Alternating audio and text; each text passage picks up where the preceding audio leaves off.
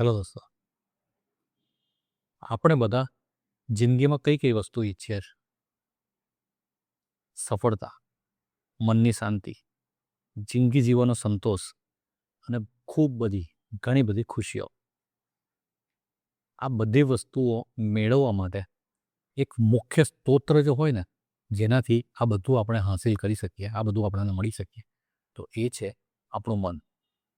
આપણું મન જે આ બધા માટે જવાબદાર છે.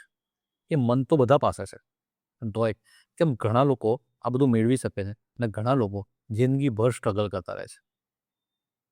આનું મુખ્ય કારણ એ છે, આપણો વાંક નથી એકચ્યુઅલી.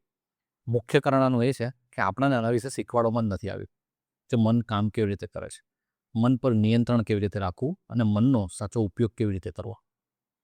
જો તમે જોશો ને, તો આપણી સ્કૂલમાં અને કોલેજીસમાં આપણને મેથેમેટિક્સ, સાયન્સ, સ્ટેટિસ્ટિક, ઇકોનોમિક્સ આ બધા સબ્જેક્ટ ભણાવવામાં આવ્યા છે.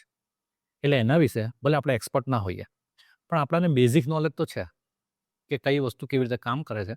કોઈને કદાચ 10% યાદ રહ્યું હશે, કોઈને કદાચ 100% રહ્યું હશે, પણ થોડું ઘણું બધાને આવડે તો છે જ. જ્યારે મન, જે આપણી જિંદગી આખી ચલાવવામાં આટલો મહત્ત્વનો ફાળો આપે છે, એના વિશે કોઈ સ્કૂલ કોલેજીસમાં કોઈ ચેપ્ટર જ નથી. ઘણા બધા ઓથર્સ એમની બુક્સમાં કહી ચૂક્યા છે. લગભગ મોટાભાગની જે સેલ્ફ હેલ્પની બુક્સ છે ને, એ મન કેવી રીતે કામ કરે છે, મનને નિયંત્રણ કરો, મન પાસે કામ કેવી રીતે કરાવો, એના પર આધારિત છે. અને ઘણા બધા કોર્સિસ પણ આ બેઝ પર ચાલે છે. હું પણ આ કોર્સિસમાંથી અને બુક્સમાંથી જ શીખ્યો છું, જે તમારી સાથે એક શોર્ટ વિડીયોના રૂપમાં શેર કરી રહ્યો છું. હવે તમે જોશો ને, તો આપણી જિંદગી જે આજે બની છે ને, એ આપણા ડિસિઝન્સ પર બની છે. મેં એક વિડીયોમાં આગળ પણ કહ્યું હતું આ વાત, કે આપણી જિંદગી, આપણી ચોઇસીસ આપણા ડિસિઝન્સના બેઝ પર બને છે. આ ડિસિઝન્સ અને ચોઇસીસ આપણે કરીએ છીએ આપણા વિચારોના બેઝ પર. ને વિચારો આવે છે ક્યાંથી? ફાઇનલી મનથી. મનના બે ભાગ છે. એક, અત્યારે સપોઝ તમે મારો વિડીયો જોઈ રહ્યા છો, તમે જાતે પસંદ કર્યું કે આ વિડીયો જોવો છે, એ સભાનપણે કર્યું. સભાનપણે જે કરીએ છીએ ને, એ કોન્શિયસ ડિસિઝન હોય છે. એ આવે છે આપણા કોન્શિયસ માઇન્ડમાં. મનના બે પ્રકાર છે કાર્યશૈલીની દ્રષ્ટિએ: જાગૃત મન અને અર્ધજાગૃત મન. એટલે સભાન મન અને અર્ધ સભાન મન. તો તમે જે આ ડિસિઝન લીધું કે આ વિડીયો જોઈ રહ્યા છો તમે, બરાબર છે, તમે અત્યારે કદાચ વિડીયો જોતા જોતા પાણી પીતા હશો, ચા પીતા હશો, કશું કામ કરતા હશો, એ બધું જાગૃતપણે કરી રહ્યા છો. સો જાગૃત મન તો હંમેશા આપણા કંટ્રોલમાં હોય છે કે મારા માટે શું સારું છે અને મારે શું કરવું જોઈએ, એ વિચારીને આપણે મોટા ભાગે કરતા હોઈએ છીએ. પણ એ ખાલી 10% તાકાતવાળું છે. એ મનમાં જે આપણે જાગૃતપણે કરીએ છીએ ને, એની પર એ મન જે છે એ ખાલી 10% પાવરફુલ છે. એનાથી 9 ગણું, એટલે કે 90% પાવર જે છે ને, એ અજાગૃત મન પાસે છે. આ અજાગૃત મન પાસે આ પાવર આવે ક્યાંથી? એ પાવર આવે છે આપણે જ્યારથી જન્મથી આપણે અત્યાર સુધીની જે પણ વસ્તુઓ બધી છે ને, એ બધી એ મનમાં ભરેલી છે, એમાં સ્ટોર થયેલી છે. અને એ બધી વસ્તુઓ એ મનને એટલું પાવરફુલ બનાવે છે. આપણી જિંદગીની અત્યારની મોમેન્ટ આપણે સભાનપણે, અત્યારનો કોઈ પણ ડિસિઝન સભાનપણે લઈએ, પણ આટલા વર્ષોનું જેટલું જીવ્યા, એટલા વર્ષોનું જે પણ બધું ભેગું થયું છે, એ વસ્તુ તમારી જિંદગી પર આપણને ખબર ના હોય ને એ રીતે અસર પાડે છે, આપણા ડિસિઝન્સ પર અસર પાડે છે. આપણને અત્યારે જે પણ વિચારો આવતા હોય, એ વિચારો પણ આખી આ બધી વસ્તુઓ ભેગી થઈ જાય એના બેઝ પર આવતા હોય છે. તો આના પછી એક વસ્તુ સમજો કે અત્યારે પણ તમે જે કરી રહ્યા છો ને, એ પણ અંદર સ્ટોર થઈ રહ્યું છે. હવે કઈ વસ્તુ સ્ટોર થાય છે ને કઈ નથી થતી, એ આપણે સમજીએ. સબકોન્શિયસ માઇન્ડમાં કોઈ વસ્તુને સ્ટોર કરવા માટે, હવે પહેલું તો એ સમજવું જરૂરી છે કે સબકોન્શિયસ માઇન્ડમાં કોઈ પણ વસ્તુને સ્ટોર કરવી ઇમ્પોર્ટન્ટ છે, કારણ કે તમારી આગળની લાઈફને, આગળના વિચારોને ડ્રાઈવ કરશે. તો સબકોન્શિયસ માઇન્ડમાં કોઈ વિચારોને કેવી રીતે એન્ટર કરાવવા, કોઈ ડેટા જે તમારા માટે ઇમ્પોર્ટન્ટ છે ને કેવી રીતે સ્ટોર કરો, એ પણ સમજવું જરૂરી છે. તો સૌથી પહેલાં એ સમજો કે જે વસ્તુ તમે રિપીટેટિવલી એકની એક વસ્તુ વારંવાર તમે વિચાર્યા કરતા હોય, કર્યા કરતા હોય, એ વસ્તુ સબકોન્શિયસમાં જતી રહે છે, એ તમારો ભાગ બની જાય છે. બીજું, જે વસ્તુ તમારા માટે મહત્વની હોય, એટલે કે તમારી સાથે અથવા તમારા કોઈ, તમે જેને ખૂબ પ્રેમ કરતા હોય, તમે જેના વિશે બહુ કન્સર્ન હોય, ખૂબ કન્સર્ન હોય, એ વ્યક્તિ સાથે જોડાયેલી વસ્તુ હોય ને, એ તમારા સબકોન્શિયસ માઇન્ડમાં જતી રહે છે. કોઈ તમારા માટે કોઈ વસ્તુ શોકિંગ હોય, એ વસ્તુ જતી રહે છે.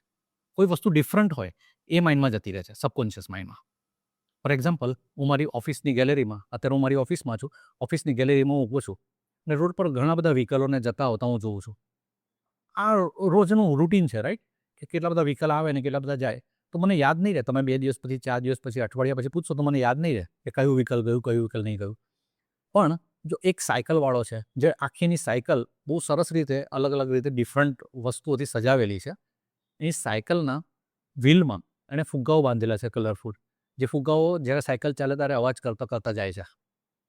હવે આ સાયકલ તમે મને અઠવાડિયા પછી પૂછશો ને તો યાદ રહેશે, કારણ કે ડિફરન્ટ છે. કોઈક વસ્તુ શોકિંગ હોય, જેમ કે મેં તમને કહ્યું કે તમને કોઈ વસ્તુ શોક આપે એવી હોય, જેમ કે હું મારી ઓફિસમાં છું, રોજ જ આવું છું, બેસું છું, કામ કરું છું. કદાચ કોઈ પર્ટિક્યુલર દિવસનું પૂછો તો યાદ નહીં રહે, પણ કદાચ આજે જ ભૂકંપ આવી ગયો, અર્થક્વેક આવી ગયો, આખી મારી ઓફિસ ધ્રુજી ગઈ, અને ઇટ વોઝ ફિયરફુલ એક્સપિરિયન્સ. તો this was a shock to બી.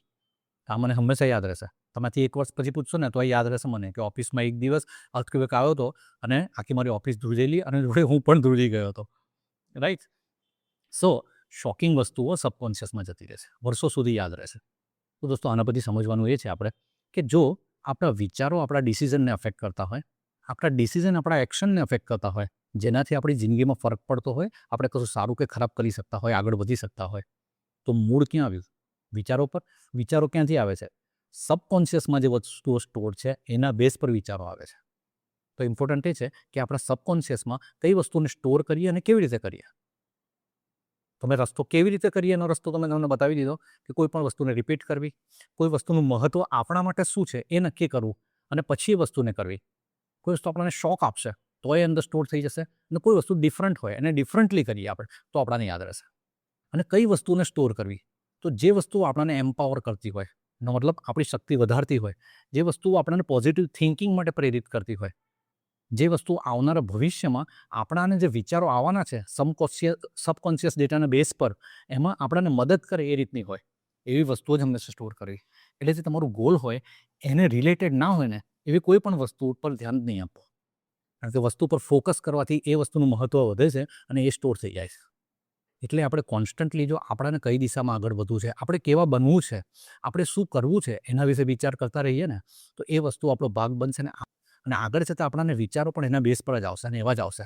કોઈ વ્યક્તિ નેગેટિવ થિંકિંગ કર્યા કરતું હશે, દરેક નેગેટિવ ન્યૂઝ જોયા કરતું હશે, નેગેટિવ વાતો કર્યા કરતું હશે, સાંભળ્યા કરતું હશે, તો એ જ રીતનો ડેટા સ્ટોર થશે અને એના બેઝ પર જ આગળના વિચારો પણ આવશે.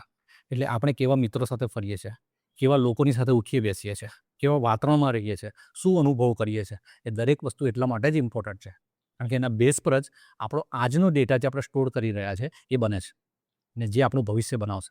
કારણ કે એના બેઝ પર જ આપણે આગળ જતા વિચારો કરીશું, એક્શન લઈશું અને આપણને રિઝલ્ટ મળશે. તો કદાચ હું તમને સમજાવવામાં થોડા કન્ફ્યુઝ કરી નાખ્યા હોય તો હું એકવાર આખા વિડીયોને કન્ક્લુડ કરું છું. સૌથી પહેલું, આપણું મન આપણી જિંદગી બનાવે છે. આપણી ખુશીઓ, આપણી શાંતિ એ દરેક વસ્તુ માટે આપણું મન જિમ્મેદાર છે. મનના 2 પ્રકાર છે, જાગૃત મન અને અર્ધજાગૃત મન. જાગૃત મન આપણા કંટ્રોલમાં છે, અર્ધજાગૃત મન આપણા કંટ્રોલમાં નથી, પણ એને કંટ્રોલમાં કેવી રીતે લાવી શકાય છે, એને કેળવી કેવી રીતે શકાય છે?